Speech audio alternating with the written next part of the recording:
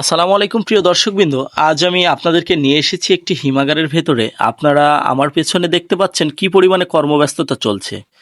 হাজার হাজার বস্তা আলু একের পর এক বস্তাজাত করা হচ্ছে, মুখ সেলাই করা হচ্ছে, তারপর টাকে তোলা হচ্ছে। অনেকেই বাজার থেকে আলু কিনে খায়, কিন্তু এই আলু কিভাবে হিমাগার থেকে দেশের বিভিন্ন জেলায় পৌঁছায় সেই বাস্তব চিত্র হয়তো খুব কম মানুষই দেখেছেন।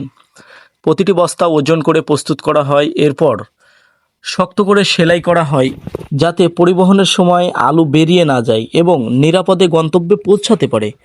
তারপর শ্রমিকদের অক্লান্ত পরিশ্রমে এইসব বস্তা ট্রাকে তোলা হয় এবং দেশের বিভিন্ন মোকামে ও পাইকারি বাজার ও খুচরা বাজারের উদ্দেশ্যে পাঠানো হয়।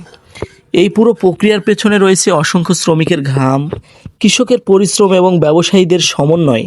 তাই বাজারে একটি আলুর বস্তা পৌঁছানোর আগে অনেক মানুষের শ্রম জড়িয়ে থাকে। আজকের এই বাস্তব দৃশ্যটি আপনাদের দেখানোর উদ্দেশ্য একটাই, আলুর পেছনের পরিশ্রমটুকু যেন আমরা সবাই উপলব্ধি করতে পারি।